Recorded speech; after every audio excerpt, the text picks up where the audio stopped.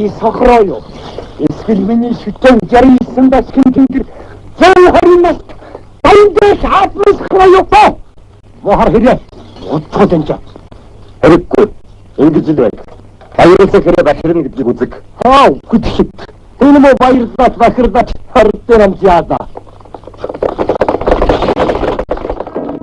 Дэлхийн цуутнууд гавьяат гэдэг нэр алдаргүйч Нобель, Оскарын шагналтан гэдгээрээ алдаршин явдаг.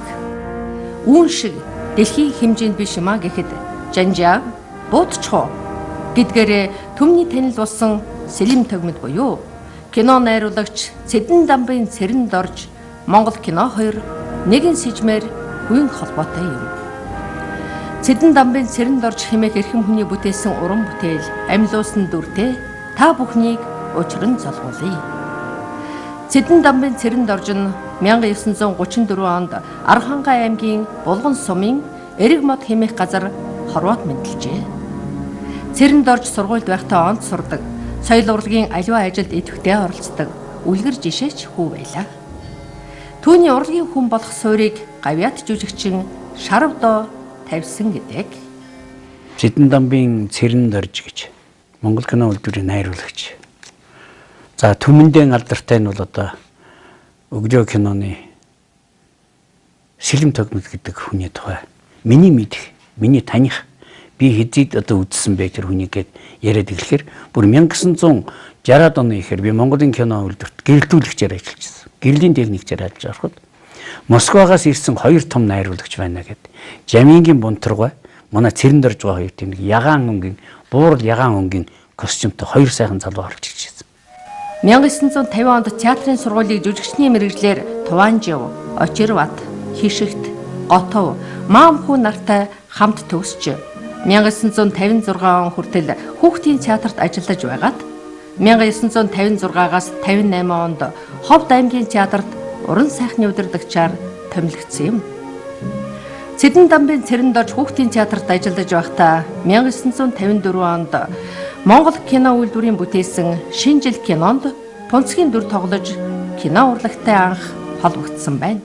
Киноны мастерууд дотор надтай одоо бас холбогдсон хүн бол Цэрэнд орж одоо Монголын ард түмэн түүний бүтээсэн Сэлим Тогмод гэдгийг мэддэг. Ягаад би тэр нөхөрсөнгөө Цэрэнд орж надтай иржээ. Тэр үед дээр үед халгай гэдний хөөх юм гарч ирсэн. Тэр нь зөвлөдөг битил гэж Михалков хийдэг байсан тийм хөөх юм байсан. Тэрний манераар хийгээд надтай юу хийж битил маягаар хийгээд тэгээ би тэр халгай гэдэг одоо кино журналууд нэлээд хэдий хийсэн шүү. Одоо кино үйлдвэрийн архивт байдаг. Тэрэндээ би Цэрэнд орж одоо баярлж явдаг юм байна. Битилийн гар бас их нийлсэн. Бас л том хүнтэй, том төлөөлөгч киноны бол. Монголын дэлгэцийн сонгодог бүтээл гэгддэг Тунгалаг Тамир гурван киноны ерөнхий оператор Баттулга агсан Цэрэнд оржийг би хувьдаа найруулагчаасаа илүү жинхэнэ байглаас заяасан ховор авьяастай жүжигчин гэж боддог. Ялангуяа Сэлим Тогмод нүдэнд харагдаад байдгийм гэж хэлсэн байдаг. Одоо Сэлим Тогмод гэж манай үзэгчид бүгд л мэдэн шүү дээ тийм ээ. Тэгээ Цэрэнд орж шүү дээ. Эний Сэлим Тогмодыг бол вангангуй Цэрэнд орж зориулж бичсэнээр л гэж байгаа шүү дээ. Тэгээ Цэрэнд орж өөр мад ярьж ирсэн. Тэр өглөө кино хийгээд Цэрэнд орж жигжид дугаан 2 дугаар найруулагч байсан байгаа юм. Тэгэл баахан бороо хийгээл ингээд чинь авчираад ингээд яваасан. Тэгээд Сэлим Тогмодод нэлээд хэдий хүн авчиж бороо хийгээд ингээд яваад тэгээд вангангуй үзүүлсэн юм байхад тэр таавал тийм ээ. Тэгэхэд вангангуй хэлсэн гэж Цэрэнд орж өөр мад ярьж байгаа. Гэхдээ чи Сэлим Тогмодод хүн бити хай. Сэлим Тогмодыг чи би чамд зөөж үтсэн ороо штэ чи тоглох ёстой ороо гэж хэлсэн гэж.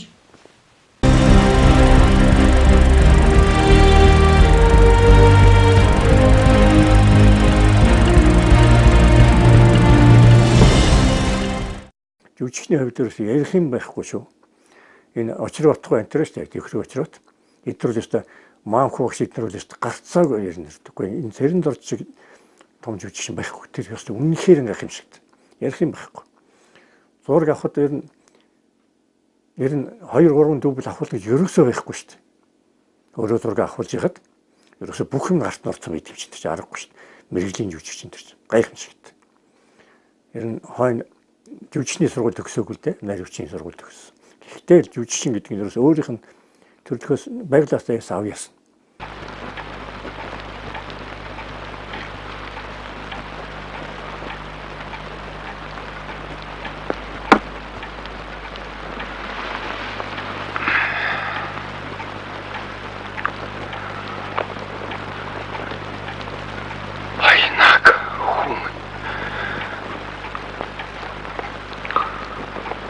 Дуудаа үстэй.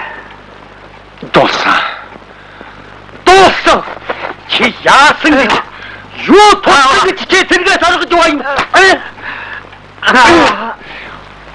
Хүн тоос өдөө гэж би чамд хичнээн хэрнэг байсан бэ.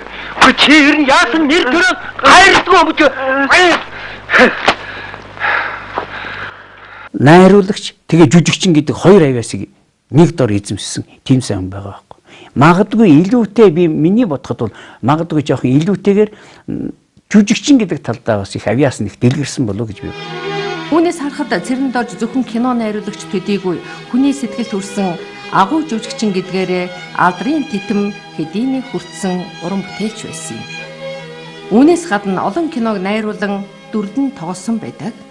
Бохир гарын нууц, цэргийн хүү, талын цуурай, шин танилуд, хоньны найр, гул аранжин, багын найз, зүүн цагийн богд, шинжил киноны пунцэг, өглөө киноны сэлэм тогмид, гул аранжингийн нэгдлийн дарга, байлдааны даалгаврын шагдар, аянгат цагийн дуйл, Жанибек, туяагийн бичээгүй захидал, гончиг, зүүн цагийн богд, өвгөн, нар ургахыг хүлээхгүй, гинпил ноён, борчон.